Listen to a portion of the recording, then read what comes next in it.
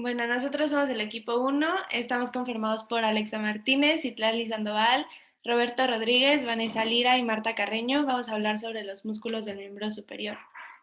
En la primera parte tenemos a los axiopendiculares posteriores, que están conformados por el trapecio, el dorsal ancho, el elevador de la escápula y los romboides, tanto el menor como el mayor. Primero vamos a hablar del trapecio, que tiene origen en la protuberancia occipital externa y en las apófisis espinosas. La inserción de este músculo está en el tercio más lateral de la clavícula. La irrigación se encuentra en la articulación dorsal de la escápula y su inervación está en el nervio accesorio. Después tenemos el dorsal ancho, el cual tiene un origen en la apófisis espinosa de las vértebras T7 a la T12.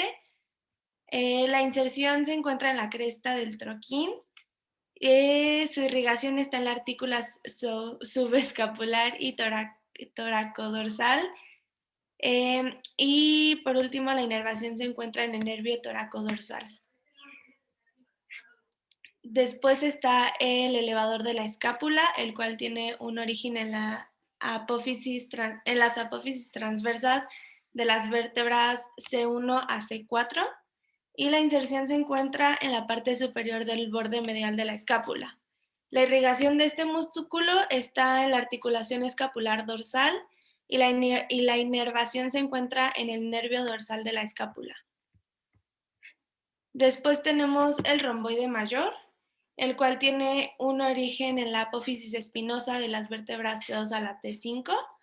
La inserción se encuentra en el borde medial de la escápula, tiene una irrigación en la artícula escapular dorsal y la inervación se encuentra en el nervio dorsal de la escápula. Por último, tenemos al romboide menor, el cual tiene un origen en la apófisis espinosa de las vértebras C7 y T1. La inserción de este músculo está en el borde medial de la escápula. La irrigación se encuentra en la artícula escapular dorsal y la inervación en el nervio dorsal de la escápula.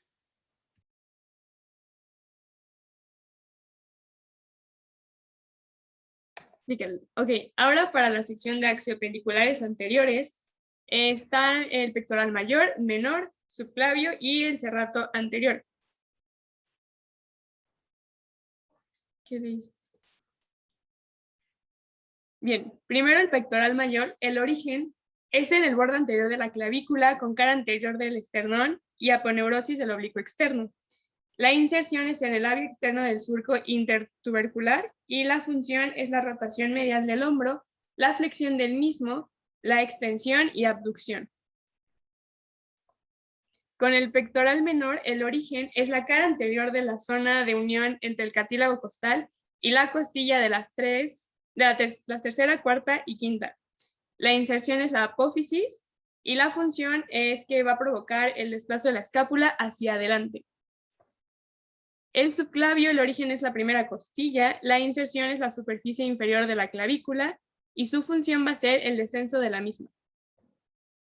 Para el serrato anterior, el origen es la novena costilla, la inserción es el borde medial y la función es que va a provocar que la escápula se desplace hacia arriba. Ahora, para la sección de escapulohumerales, se va a hablar sobre el deltoides, supraespinoso, infraespinoso, redondo mayor y menor y el subescapular. En el deltoides, el origen va a ser la mitad externa del borde anterior de la clavícula, la inserción en la impresión deltoidal del húmero, su irrigación es el humeral circunfleja anterior y posterior, y su inervación va a ser en el nervio axilar. Para el supraespinoso, el origen es la fosa supraespinosa de la escápula, su inserción es la carilla más alta del tubérculo mayor, y la acción o función que va a realizar es un movimiento de abducción de la articulación. En el infraespinoso, el origen es en 2/3 mediales de la fosa infraespinosa, la inserción es la carilla articular media y la acción que va a realizar es la rotación lateral del brazo. Se considera un rotador extremo. Y bueno, en cuestión al redondo menor, tiene origen en el borde lateral de la superficie posterior de la escápula y hace inserción en la carilla articular inferior de la superficie posterior del tubérculo mayor del húmero. Por consecuencia, sus fibras se extienden oblicuamente hacia arriba y lateralmente. Su función principal es realizar la acción contraria al mayor, es decir, ejecuta la rotación externa y abducción del hombro.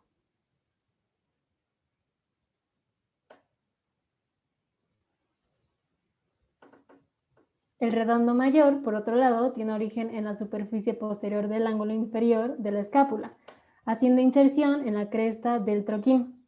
Sus funciones son la extensión y rotación medial del brazo. Ahora vamos a pasar con los siguientes. En este caso tenemos el subescapular, que se origina en los 2/3 mediales de la fosa subescapular y en los 2/3 inferiores del borde lateral de la escápula. Las fibras convergen en un tendón que se inserta en el tubérculo menor del húmero y en la porción anterior de la cápsula de la articulación del hombro. Su acción principal es la rotación medial de la articulación del hombro. Del manguito rotador sabemos que se origina en la fosa subescapular, que es una zona de la escápula que toca, por así decirlo, las costillas. Sus tendones se insertan en el troquín y el troquier del húmero. Su función es ayudar a que el hombro se pueda mover y se mantenga estable. Los bíceps branquial tienen una porción corta que tiene origen en la apófisis caracoide de la escápula y por otro lado la porción larga en la tuberosidad supraclenoidea. Su inserción se realiza en la tuberosidad del radio. Entre sus funciones está la flexión y supinación del antebrazo o en la articulación del codo, así como también el flexor débil del brazo en la articulación glomerular. El braquial se origina en la mitad distal de la superficie anterior del húmero, haciendo inserción en el proceso coronoides de la ulna, es decir, la tuberosidad de esta. Su función es la flexión fuerte del antebrazo en la articulación del codo. El músculo coracobraquial tiene origen en la apófisis coracoides de la escápula y hace inserción en la diáfisis humeral, en otras palabras, la cara anteromedial del húmero. Tiene como función la flexión y abducción del brazo, facilitando el movimiento de la articulación del hombro, lo que quiere decir que es elevador del brazo y depresor del hombro. Los tríceps braquial tienen origen en la cabeza larga, medial y lateral. Por larga entendemos que es el tubérculo infragenoideo de la escápula, por medial la cara posterior del húmero, es decir, bajo el surco para el nervio radial, y la cara lateral, que es la cara posterior del húmero, que está encima del surco para el nervio radial. Hacen inserción en el olecranón de la ulna y la fascia del antebrazo. La función principal del tríceps branquial es la extensión del antebrazo a nivel de dicha articulación.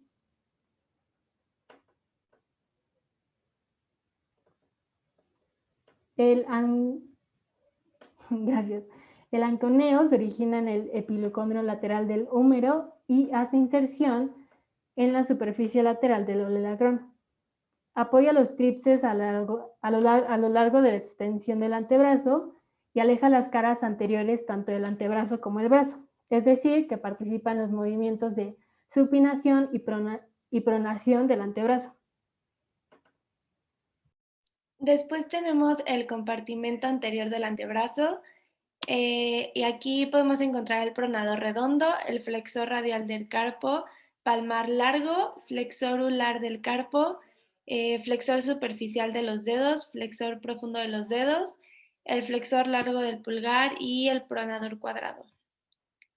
El pronador redondo tiene origen en la cabeza, del húmero, básicamente en el epicóndilo medial y cresta supracondilea, y en la cabeza del cúbito, en la zona media de la apófisis coronoides. La inserción está en la cara lateral del radio y su función es la pronación del antebrazo y actúa en la extensión del codo. Después tenemos el flexor radial del carpo, que tiene origen en en el epitrócleo del húmero. La inserción está en la cara anterior del extremo superior del segundo metacarpiano y su función es ser el flexor principal de la muñeca y también en el codo. Está inervado por el nervio mediano y está vascularizado por ramas y de la arteria cubital y radial. Después tenemos el palmar largo, que tiene origen en el epicóndilo medial del húmero. Su inserción está en la aponeurosis palmar y el retículo flexor. Y la función de este músculo es que es el flexor, es uno de los flexores principales de la muñeca y también tiene tendencia al movimiento de abducción de esta misma. Después tenemos el flexor ulnar del carpo, que tiene origen en la prominencia ósea del húmero. Y la función es la flexión de la muñeca, además de que ejecuta una desviación de la mano hacia el dedo meñique. Después tenemos el flexor superficial de los dedos y este tiene origen en el haz humerocubital, que se origina en el epicóndilo medial del húmero y la apófisis coronoides del cúbito. Su inserción está en los 4 tendones con 2 lengüetas de la base de las falanges medias del segundo al quinto dedo.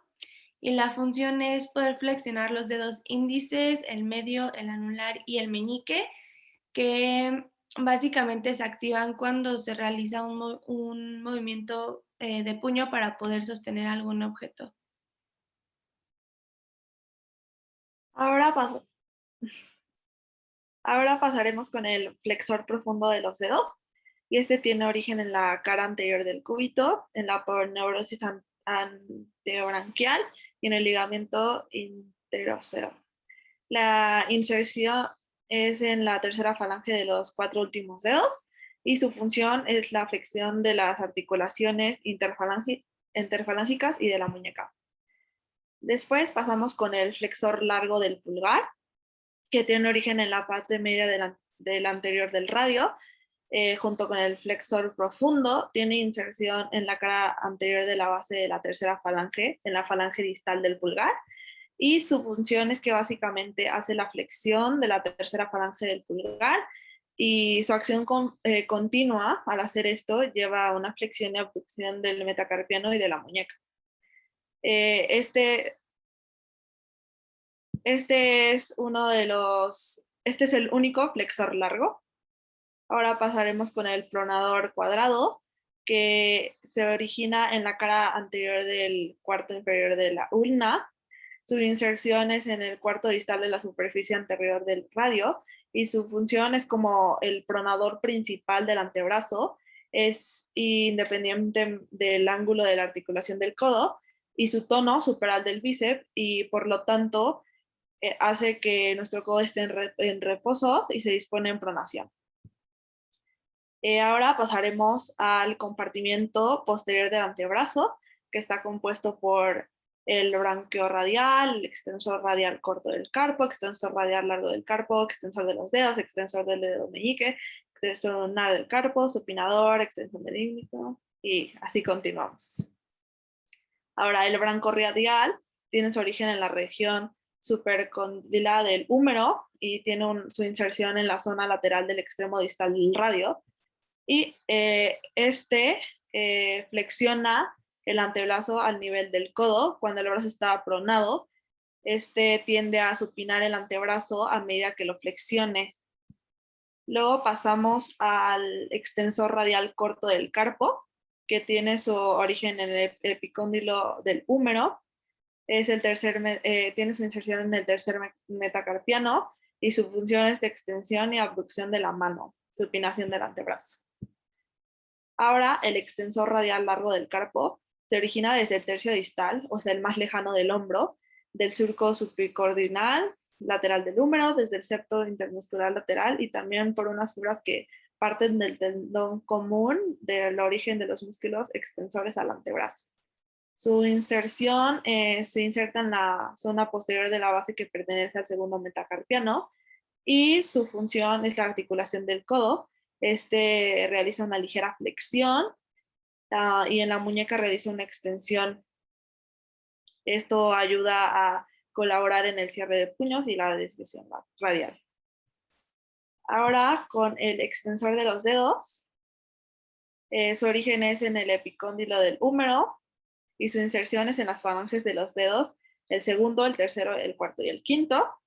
Y su función es que cuando se contrae realiza extensión de la muñeca y de las falanges proximales de los dedos y tiene o ayuda en una leve participación en la extensión del brazo por su inserción en el epicóndilo lateral. Ahora, el extensor del dedo meñique tiene su origen en el epicóndilo del húmero. Su inserción es en la primera falange del dedo meñique de la mano, como su nombre lo dice. Y su función es que se contrae y provoca la extensión de la muñeca y la extensión de la primera falange del dedo meñique. Y está inervado por el nervio interóseo, posterior rama del nervio radial. Ahora, con el extensor ulnar del carpo, tiene su origen en el epicóndilo y en la cara dorsal del cúbito. Tiene su inserción en la base del quinto metacarpiano y su función es realizar una extensión y desviación cubital de nuestra muñeca. Ahora pasaremos con el supinador, que tiene su origen en el epicóndilo lateral del húmero y cúbito. Su inserción es en el radio y su función es la contracción. Ayuda y hace girar al radio de medial a lateral y asegura solo la supinación del bíceps branquial. Añade su acción cuando el movimiento exige fuerza. Ahora con el extensor del índice, tiene su origen en la superficie dorsal del cúbito. Su inserción es en las extremidades de la primera falange del índice y su función es la extensión del dedo índice y de índice a muñeca. Luego el abductor largo del pulgar tiene su origen en el cúbito y apófisis estiloides del radio. Su inserción en el primer metacarpiano y como función ayuda a la extensión del pulgar y a la abducción del mismo. Luego tenemos el extensor largo del pulgar, que su origen es en la parte medial del cúbito. Su inserción es en la falange distal del pulgar y ayuda también a la abducción y ayuda a separar los dedos entre sí. Por último, en este apartado tenemos el extensor corto del pulgar, que su origen es en la cara posterior del cuerpo del cúbito y radio. La inserción en las extremidades superiores de la primera falange del pulgar y como función tiene extender la primera falange del pulgar, abduce la muñeca e individualiza las acciones de la primera y segunda falange de este mismo dedo. Bueno, ahora yo voy a hablar de los músculos intrínsecos de la mano y los voy a ir mencionando uno a uno. Primero tenemos el oponente del pulgar. Su inserción de manera proximal va a ser el retináculo de los músculos flexores y en los tubérculos del escafoides y del trapecio. Su inserción distal va a ser en el lado lateral del primer hueso metacarpiano. Va a estar inervado por el ramo recurrente del nervio mediano, dermatoma C8 a la altura de T1. Y su acción principal va a ser oponer el pulgar, va a tirar del primer metacarpiano de manera medial y lo va a jalar hacia el centro de la palma y lo va a rotar de manera medial.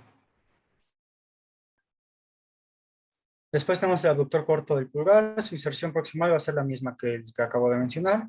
Su inserción distal va a ser en el lado lateral de la base de la falange proximal del pulgar.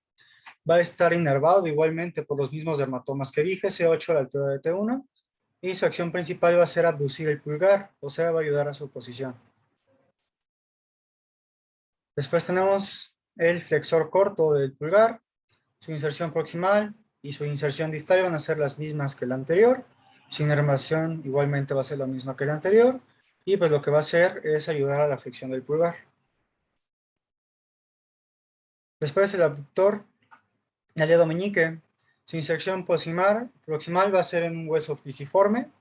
Su inserción distal va a ser en el lado medial de base de la falange proximal del quinto dedo. Su inervación va a ser en el ramo profundo del nervio ulnar, dermatoma C8, igualmente a la altura de T1. Y lo que va a hacer es flexionar la falange proximal del quinto dedo, que es el meñique. Después tenemos el flexor corto del dedo meñique. Su inserción proximal va a ser en el gancho del ganchoso y el retináculo de los músculos flexores. Su distal va a ser la misma que el pasado. Su inervación igualmente la misma que el pasado. Y como el pasado también va a ayudar a la flexión del meñique. El oponente del meñique, su inserción proximal, la misma que los otros dos. Su inserción distal cambia, esta va a ser en el borde medial del quinto metacarpiano. Su inervación es la misma, C8 a la altura de T1. Y va a básicamente tirar del quinto metacarpiano de manera anterior, lo va a rotar, lo que va a llevar al quinto dedo, al meñique, a la posición con el pulgar. Después tenemos los lumbricales. Primero voy a decir el 1 y el 2. Su inserción proximal van a ser los dos tendones laterales del flexor profundo de los dedos o músculos unipeniformes. Su inserción distal van a ser en los lados laterales de las expansiones extensoras de los dedos 2 a 5. Su inervación va a ser en el nervio mediano, a la misma altura, dermatoma C8, a la altura de T1. Y básicamente todos los lumbricales lo que van a hacer es flexionar las articulaciones metacarpofalángicas y van a extender las interfalángicas de los dedos 2 a 5.